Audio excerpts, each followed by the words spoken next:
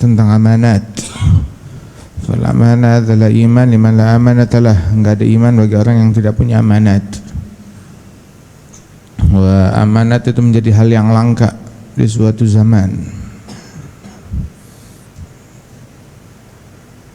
hingga orang udah nggak menemukan lagi amanat. Dia dikenal orang baik, orang rapi, orang benar. Disebutkan ini betapa mulianya, betapa agungnya, wala di hatinya ada setitik iman. Waliyadzubillah min dzalik. Dzakar hina tentang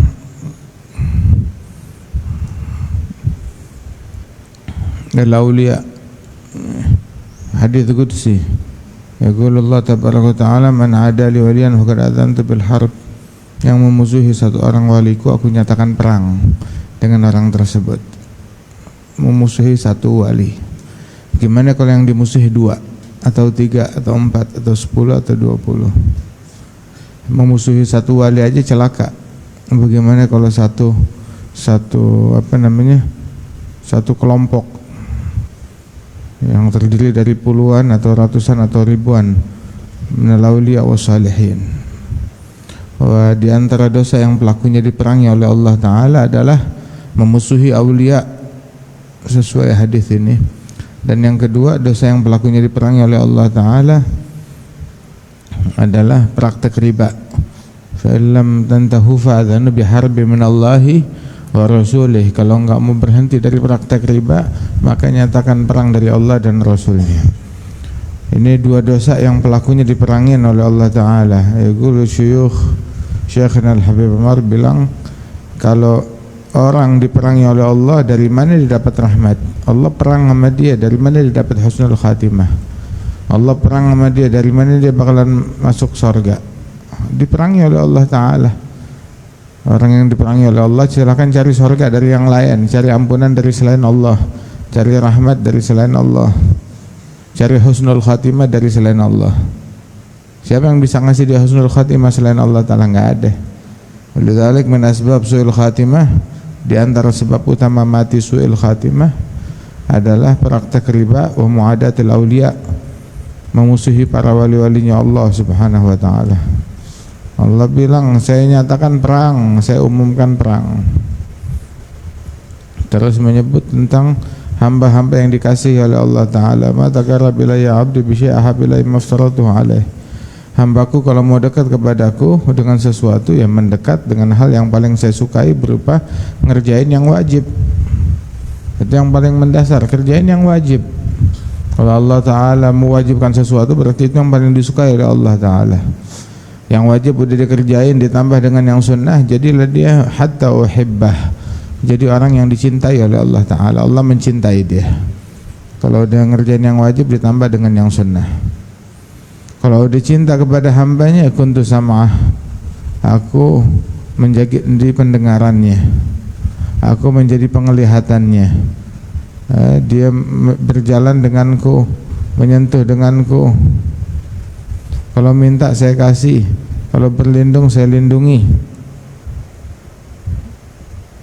Ya Sayyidina Ibrahim waktu dilempar di apinya Namrud, saking gedenya tuh api, orang aja nggak bisa mendekat. Akhirnya syaitan ngasih ide kepada Namrud dan kelompoknya. Caranya itu lemparin Ibrahim pakai manjanik, ketapel yang besar itu, lemparkan, taruh Ibrahim di tengahnya, lempar ke dalam api. Itu yang dilakukan. Waktu dilempar dengan manjanik di udara, datang malaikat Jibril ngejar dia. Bilang, ya Ibrahim, laka hajah, punya hajat? Bilang, ilaiklah. Kalau kepadamu saya enggak punya hajat. Bilang, ilallah, selalu minta kepada Allah Ta'ala. Maka Nabi Ibrahim bilang, ilmuhu bihali yughnihi an su'ali. Ilmunya Allah akan keadaanku sekarang ini, itu udah lebih dari cukup dari permintaanku. Allah tahu saya lagi begini, ya jangan diam aja. Kalau Allah tahu, itu udah lebih daripada keadaan saya tuh, udah lebih daripada permintaan saya, ini kondisi saya. Fadu'ai wabtihali syahidun li biftigari falihada siradu fi yasari wa asari ana abdun sara fakhri ضمن فقري واضطراري قد كفاني علم ربي من سؤالي واختياري يا إلهي ومالكي أنت تعلم كيف حالي وبما قد حل قلبي من هموم واشتغالي تداركني بلطف منك يا مولى الموالي يا كريم الوجه غيثني قبل أن يفنى استباري قد كفاني علم ربي من سؤالي واختياري. Kalau dia minta saya kasih, dia berlindung saya lindungi. Kadang nggak pakai minta udah dikasih, nggak pakai ngomong udah dilindungin oleh Allah Subhanahu Wa Taala. Dihandle urusannya oleh Allah Taala. Kafahullah ma'ahammah.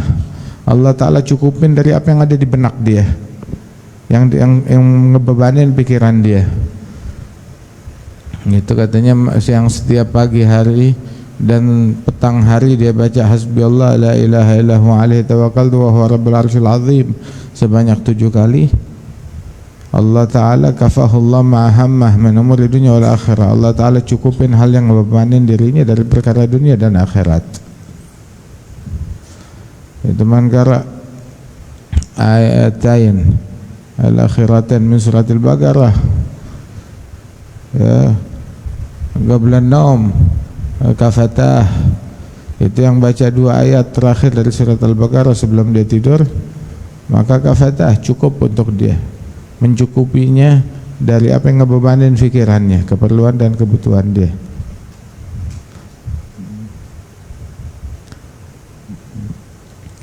Hakadha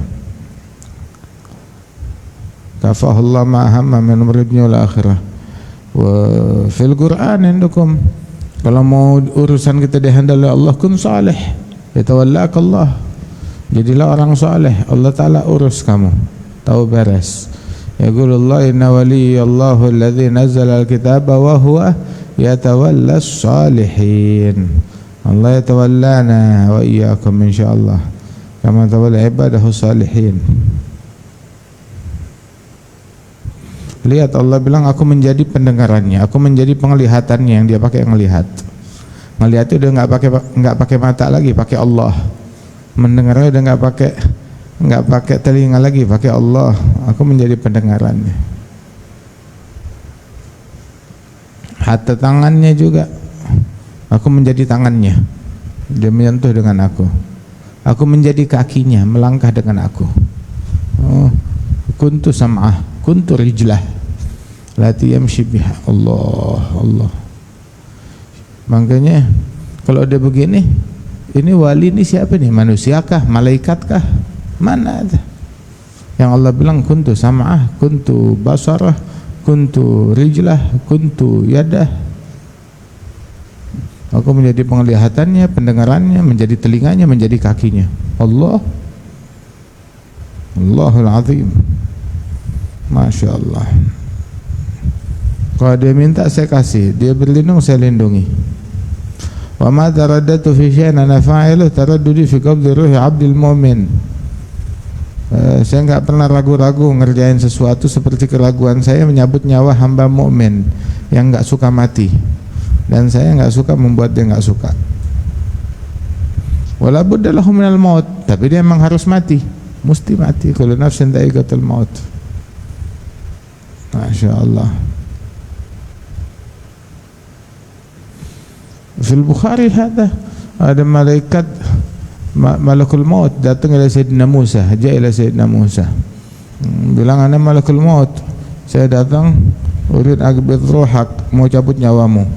Sayyidina Musa fitih dalam perjalanan mencari Ardul Muqaddasah bertahun-tahun. Tahu-tahu datang di malaikat nggak pakai izin, nyelonong bilang saya mau nyabut nyawa kamu. Dia datang menyerupai manusia, maka ditempeleng sama Sayyidina Musa. Balik menghadap kepada Allah Ta'ala, bekas tempelengannya Musa, bekas gaplokannya Musa masih ada. Itu sampai matanya itu ngegantung di pipi itu malaikat, sebab dia menyerupai manusia, hukum manusia. Bilang, ya Rabb arsaltani ila abdak yakrahul maut, engkau utus aku kepada hambamu yang benci mati. Maka Allah Ta'ala bilang, arja ilaih, balik lagi kepada Musa, Rasul bawa adzur, ini bawa nih banteng, Suruh Musa letakkan tangannya ke bulu banteng, qul lahu bikulli sya'rah tamassu yadduk sana. Setiap lembar setiap helai bulu yang tersentuh tanganmu, Allah tambahkan usiamu 1 tahun. Terus Nabi Musa nanya, "Summa madza?" Ya udah kesentuh 1000 atau 2000 tahun. Terus apa? Tsummal maut. Setelah itu ya kematian.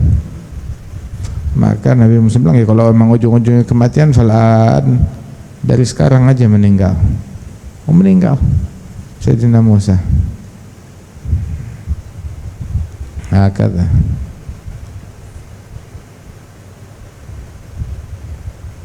Wa man ahab liqa Allah ahabballahu liqa'ah. Yang suka perjumpaan dengan Allah, Allah suka ketemu dia. Yang enggak suka ketemu Allah, Allah lebih enggak suka lagi ketemu dia. Sayyidah Aisyah bilang, "Quluna nakrahul maut." Kita semua benci kematian. Bukan gitu. Benci kematian karena faktor dia sakit, pedih, berpisah dengan keluarga, kekasih. Tapi maksudnya tuh yang bikin dia suka, yang bikin dia enggak suka bukan karena pedih atau enggak pedihnya. Tapi mukmin ketika dia tuh dalam sakaratul maut, ketika kematian datang, itu dia akan diperlihatkan kedudukan dia di depan sana. Diperlihatkan ridhonya Allah, kemuliaan anugerah dari Allah, jamuan dari Allah, sehingga enggak ada yang lebih dia sukai daripada apa yang dia saksikan. Pengen sekarang. Saat dia menginginkan, menyukai perjumpaan dengan Allah, Allah suka. Allah pun juga suka perjumpaan dengan dia, dan dibikin meninggal dunia dalam keadaan demikian. Tapi orang yang enggak beriman, al-kafir, ketika datang kematian itu diperlihatkan azab dari Allah, hukuman dari Allah. Nih kamu menuju ke sini. Dia benci, dia enggak suka kematian, enggak suka perjumpaan dengan Allah Ta'ala. Allah pun juga enggak suka jumpa dengan dia, dan dimatikan dalam keadaan demikian, dalam keadaan dia benci dan Allah benci. Mukmin meninggalnya dalam keadaan dia suka dan Allah suka sama dia.